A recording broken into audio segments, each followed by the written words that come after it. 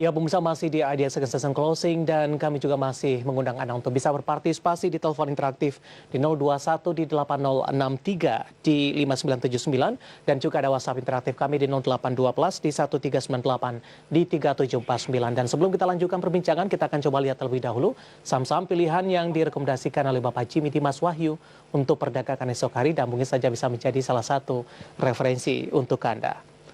Dapat Anda saksikan di layar televisi Anda, pemirsa, saham-saham pilihan yang direkomendasikan dari perbankan Big Cap. Ada BBNI, kemudian juga ada ADI dari konstruksi, Waskita, kemudian juga ada BRPT. Semuanya direkomendasikan buy, support dan resistennya. Dapat Anda perhatikan baik-baik untuk dari saham-saham yang direkomendasikan. Dan mungkin saja bisa menjadi referensi untuk Anda. Dan lagi-lagi dalam hal ini, keputusan investasi tetap ada di tangan para investor dan trader pasar modal Indonesia. Pak Jimmy masih bergabung bersama kami, Pak? Masih, ya. Pak David. Ya, kesimpulan secara keseluruhan, Pak, 4 saham yang Anda rekomendasikan, Pak Jimmy?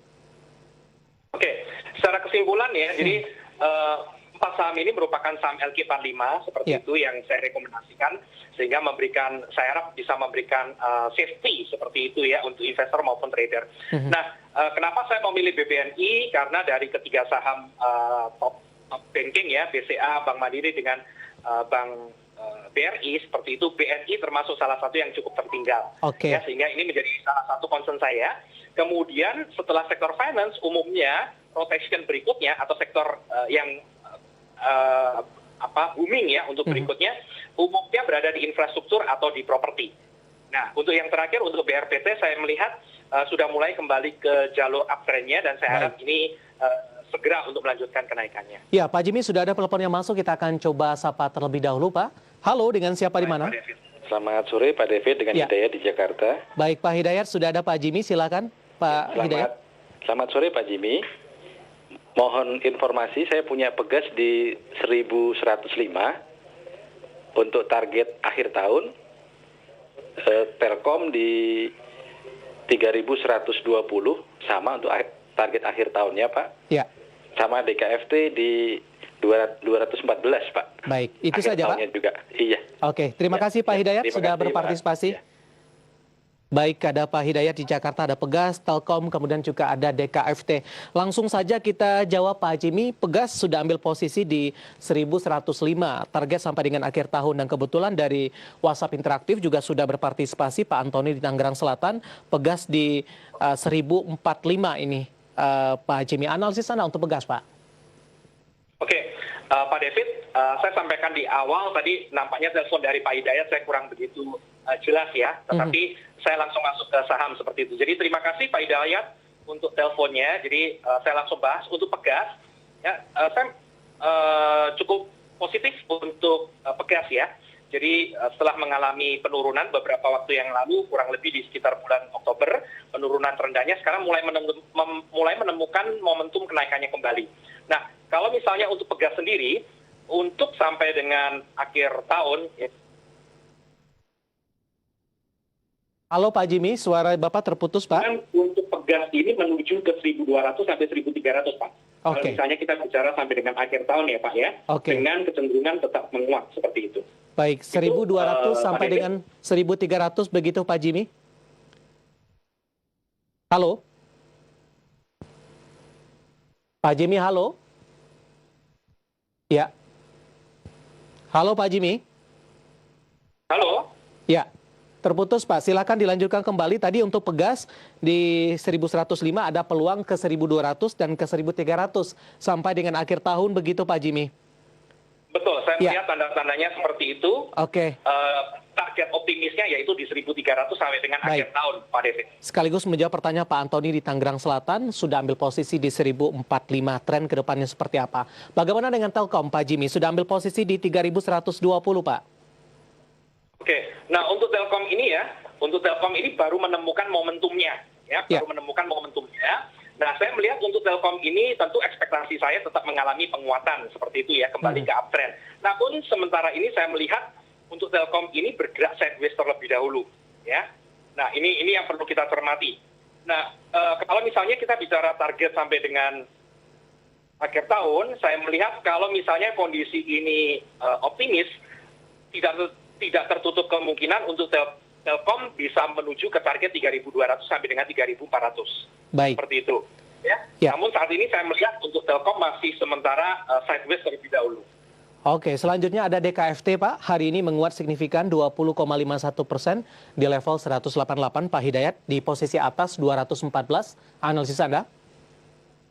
Oke, untuk Pak Hidayat ya, untuk DKFT saya melihat seperti yang tadi saya jelaskan pada waktu sesi sebelumnya, Pak, ya, ini termasuk juga salah satu saham yang sedang, boleh saya katakan, menemukan momentum ikut-ikutan naik seperti itu. Nah, kalau misalnya Pak Hidayat memiliki di 214 ya, memang langkah berikutnya dari pergerakan saham DKFT ini saya melihat menuju ke level psikologis 200, Pak. Nah, kalau misalnya sudah melewati level psikologis 200, target berikutnya berada di kisaran 220 sampai dengan 240 seperti itu. Ya. Dan sementara saya melihat nanti tantangannya di 230, 240, Pak. Itu challenge-nya. Oke, Pak Hidayat. Akan melanjutkan kenaikan atau tidak? Baik, Pak Hidayat, di Jakarta ada Pegas, Telkom, dan juga DKFT. Kita beralih ke pertanyaan selanjutnya, Pak Jimmy. Ada Bapak Zefko Mendoza di Malang, Pak. Untuk BRIS, Pak Jimmy, sudah ambil posisi di 13.50. Di penutupan sesi kedua hari ini, BRIS tertekan minus di 0,81% di 1.220. Nyangkut di 1.300-an, Pak Jimmy. Analisis Anda, Pak Jimmy.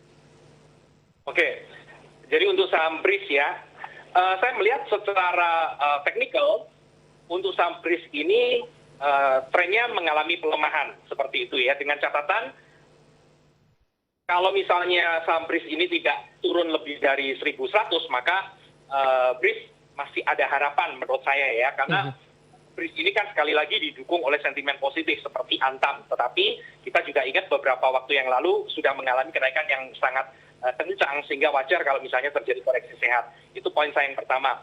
Kemudian poin saya yang kedua, saran saya yaitu adalah kalau untuk sementara waktu ini, kalau memang lebih ke arah short term ya, jangka pendek, maka ketika harga mengalami kenaikan ke 1.300 mungkin bisa lepas terlebih dahulu. Baik. Itu. Karena secara fundamental saya masih perlu mengamati BRIS, karena secara fundamental saya tidak mengatakan bahwa saham ini cukup bagus ya. Ketika nanti merger dari 3 perusahaan ini mungkin sekitar setengah sampai dengan 1 tahun lagi berjalan dengan baik, baru kita melihat fundamentalnya lebih baik. Tetapi saat ini secara fundamental saya masih so-so seperti itu. Oke. Kita beralih ke pertanyaan selanjutnya. Ada Baus di Korea, Pak, yang menyaksikan tayang kita melalui live streaming. Untuk saham GIA hari ini mengalami kenaikan, apakah layak di hold? Dan kebetulan juga masuk ke dalam listed company update kita untuk hari ini. GIA secara teknikal, Pak Jimmy? Oke.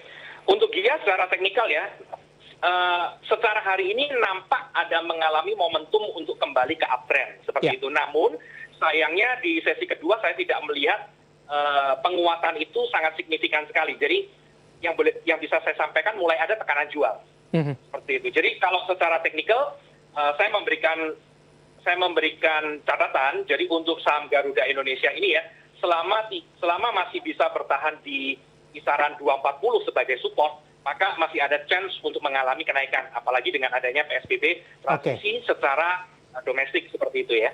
Baik, support yang diperhatikan 240. Kita beralih ke pertanyaan selanjutnya, tanpa menyebutkan nama dan lokasi dari properti, Pak Jimmy. Bagaimana dengan target dari saham Pewon, Pak? Tidak dijelaskan di sini apakah sudah ambil posisi atau belum. Penutupan sesi kedua di 4.30 menguat di 1,90%. Analisis Anda, Pak Jimmy? Baik. Oke, tadi sempat saya bahas ya. Jadi setelah saham finance biasanya sektor berikutnya itu adalah infrastruktur dengan properti. Sehingga saya memiliki cukup kepercayaan, confidence, sektor properti juga yang berikutnya akan mengalami kenaikan, ditopang dengan sentimen-sentimen atau subsidi yang dilakukan oleh pemerintah. Nah, kalau kita bicara tentang Pakuwon ini termasuk salah satu saham favorit saya di sektor properti ya. Nah, saya melihat di sini tanda-tandanya sudah mengarah ke jalur uptrend, tetapi seiring dengan market hari ini nampaknya ada kemungkinan untuk koreksi sehat terlebih dahulu. Tetapi saya melihat untuk saham Pakuwon ini tetap akan melanjutkan kenaikannya. Dari level support yang bisa diperhatikan, Pak? Oke, kalau kita bicara level support dari Pakuwon, saya melihat di sini Halo Pak Jimmy. Dari 400 sampai dengan 420 ya, sebetulnya merupakan support kuat dari Pakuwon. Sedangkan kalau kita bicara secara resisten dari Pakuwon ini, semoga sampai dengan akhir tahun ya, mampu kembali di atas level psikologis 500. Baik. Untuk Pewon tadi ditanyakan tanpa menyebutkan nama dan lokasi. Kita akan jeda kembali Pak Jimmy. Masih banyak pertanyaan dan kita juga masih buka line telepon dan juga WhatsApp interaktif sampai sejauh ini. Dan kami akan segera kembali usai jeda berikut ini.